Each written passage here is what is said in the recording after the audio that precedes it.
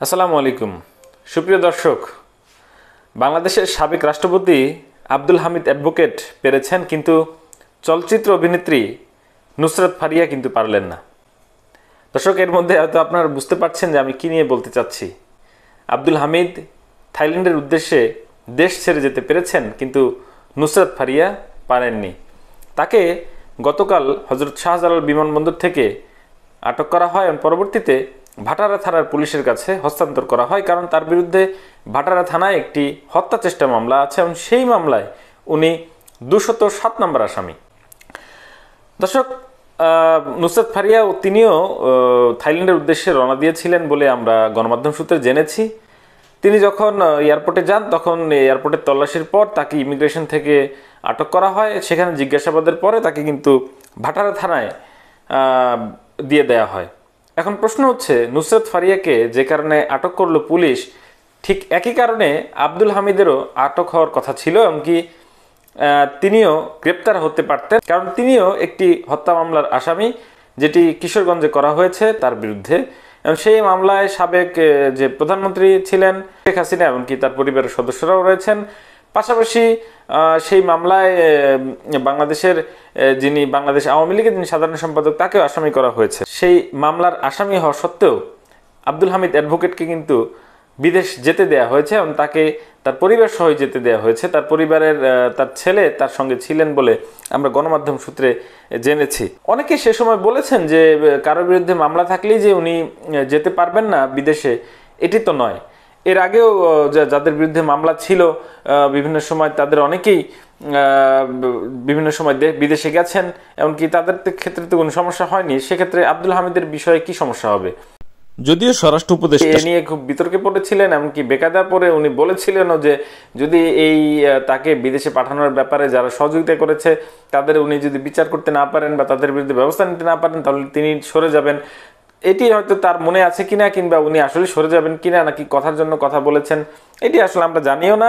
আর এটি আমার মনে হয় না যে উনি কখনো ওনার ওয়াদা রাখবেন, কারণ এটা ওয়াদা বাংলাদেশে এরকম ওয়াদা অনেক রাজনীতিবিদরা বিভিন্ন সময় দিয়েছেন, অনেক মন্ত্রীরা দিয়েছেন, এমপিরা দিয়েছেন, কেউ ওয়াদা রাখেনি।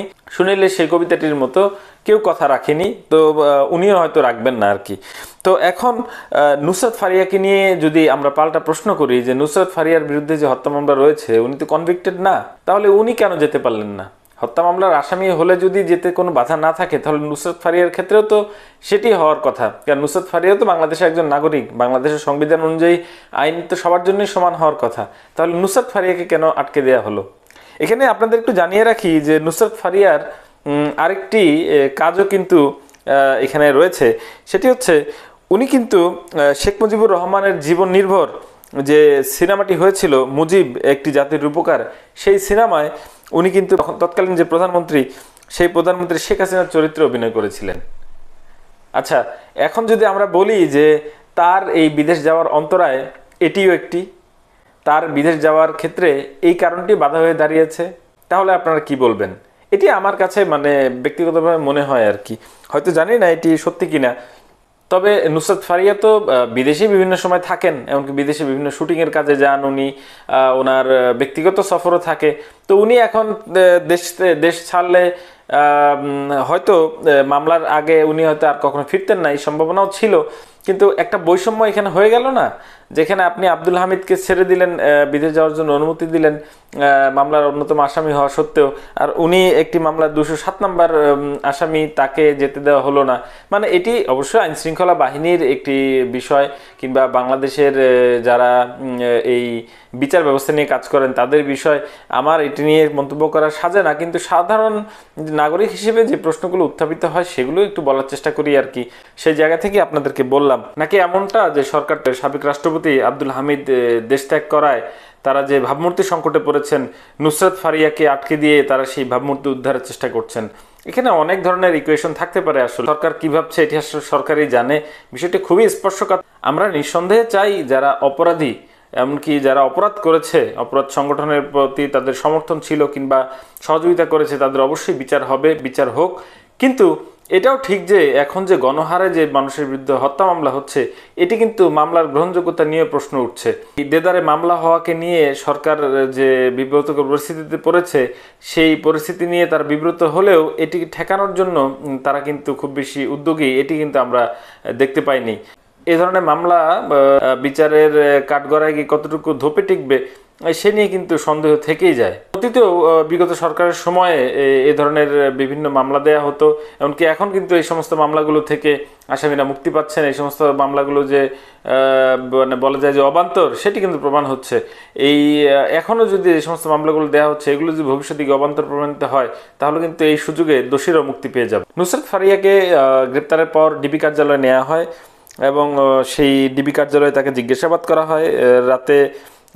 গতকাল রাতে ডিএমপির যে অতিরিক্ত পুলিশ কমিশনার রয়েছেন ক্রাইম অ্যান্ড অপারেশন দেখেন এসএন মোহাম্মদ নজরুল ইসলাম সাংবাদিকদেরকে তিনি বলেন যে হ্যাঁ, নুসরাত ফারিয়াকে তারা জিজ্ঞাসাবাদ করেছেন এবং তিনি এও জানিয়েছেন যে আজ অর্থাৎ সোমবার নুসরাত ফারিয়াকে আদালতে হাজির করা হবে এবং রিমান্ডের আবেদন জানানো হবে আরও বেশি তথ্য পাওয়ার জন্য।